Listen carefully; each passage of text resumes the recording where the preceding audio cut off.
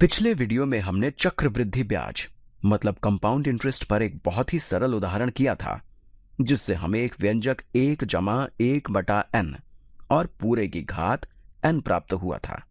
हमने जो उदाहरण सरल किया था वो ये है कि एक साहूकार 100% की ब्याज दर से 1 रुपया उधार देता है।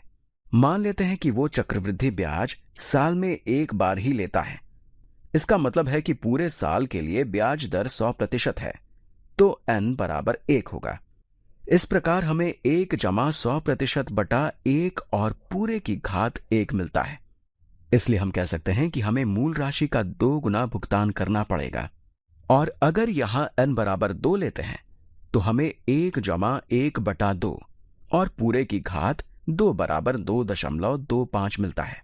अगर हम चक्रवृद्धि ब्याज को आधा करते हैं मतलब 100% बटा 2 करते हैं तो हम चक्रवृद्धि ब्याज को 2 बार निकालते हैं। इस तरीके से आगे बढ़ते हुए हमने बहुत ही रोचक चीजों को देखा था। चलिए यहां कैलकुलेटर का प्रयोग करते हुए उसे दोहरा लेते हैं। देखते हैं कि जब n का मान बहुत बड़ी संख्या लेते हैं तो क्या प्राप्त होता है। हमने पिछली वीडियो में n का मान 365 तक लिया था, जिससे यह प्रतीत होता है कि हमें एक जादुई संख्या मिलती है। चलिए अब इसे आगे सरल करते हैं। तो वास्तव में यहां बहुत बड़ी संख्या को टाइप करते हैं। मान लेते हैं कि ये 1 - 1/10 लाख है, जिसकी घात लाखों में है। तो ये 1 - 1/10 लाख पूरे की घात 10 लाख है। देखते हैं कि क्या यहां शून्य की संख्या सही है। हाँ, ये सही है। अब एंटर बटन दबाने से पहले देखते हैं कि क्या यहां कुछ रोचक है। तो यहां ये भाग है जहां n का मान बहुत बड़ी संख्या है और इसे सरल करने पर हमें 1 के बहुत ही निकटतम मान मिलता है। लेकिन ये 1 के बराबर कभी नहीं हो सकता है। यहां ये 1 है और ये लाखवां भाग है, इसलिए ये 1 के निकटतम है लेकिन 1 के बराबर नहीं है।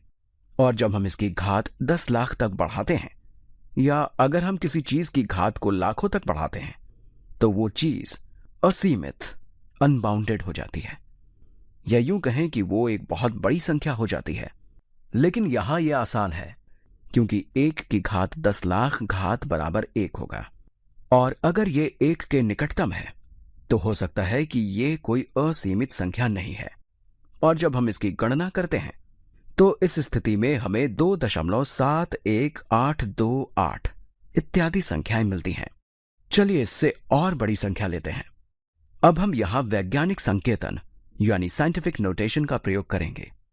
तो मान लेते हैं कि ये 1 - 1/10 की घात 7 और पूरे की घात को 10 की घात 7 लिखते हैं। देखते हैं कि हमें यहां क्या प्राप्त होता है। तो हमें 2.718281692 मिलता है। चलिए अब इससे भी बड़ी संख्या लेते हैं। ये हमारी पिछली संख्या की तरह ही है। तो हम यहां घात 7 की बजाय घात 8 लेते हैं, जिससे हम 1 - 1/10 की घात 8 और इस पूरे की घात को 10 की घात 8 लिखते हैं। चलिए देखते हैं कि क्या हमारा कैलकुलेटर इसकी गणना कर सकता है। यहां हमें 2.71828181487 मिलता है।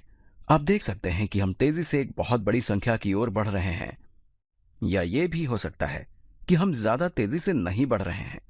तो हमें इसकी घात एक बहुत ही बड़ी संख्या के बराबर लेनी है, या यूं कहें कि संख्या e तक लेनी है।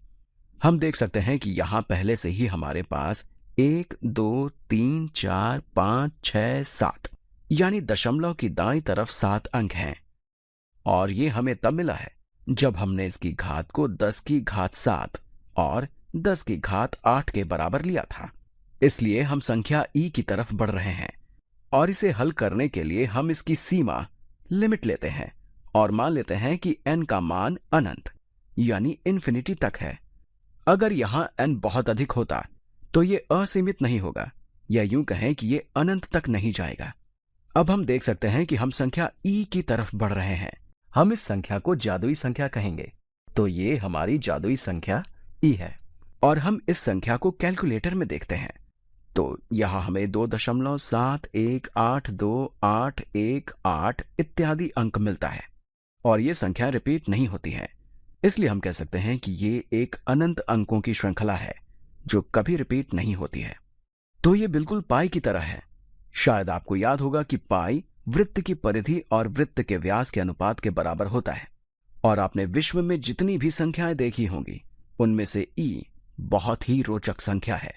इसी तरह दूसरे वीडियो में हम देखेंगे कि यह संख्या इतनी रोचक और जादुई क्यों है। और इस तरह के प्रश्न में हम संख्याओं को अनंत तक ले जा सकते हैं। अगर हम यहां 1/1/n लेते हैं और अगर हम इस संख्या को बड़ी से बड़ी संख्या की तरफ बढ़ाते हैं तो हमें कुछ रोचक चीजें देखने को मिलती हैं। तो हम इस संख्या को देखकर कह सकते हैं कि चक्रवृद्धि ब्याज पता करने का ये एक तरीका है। लेकिन इस ई के लिए आप कल्पना कर सकते हैं कि यहां क्या होगा।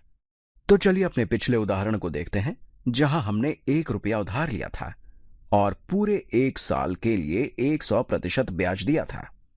और जब यहां n बराबर 1 था तो इसका मतलब यह है कि हमने यहां एक अवधि के लिए ब्याज दिया था।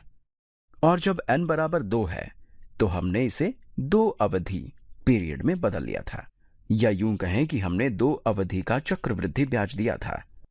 और जब n बराबर 3 है तो हमने इसे 3 अवधि में बदल दिया था। और जब n बराबर अनंत है तो आप देख सकते हैं कि हमें काफी ज्यादा ब्याज देना पड़ेगा। इस प्रकार हम प्रत्येक समय चक्रवृद्धि ब्याज की एक छोटी सी राशि प्राप्त करते हैं। लेकिन अगर हम यहां एक अनंत संख्या रखते हैं तो हमें यह संख्या मिलती है।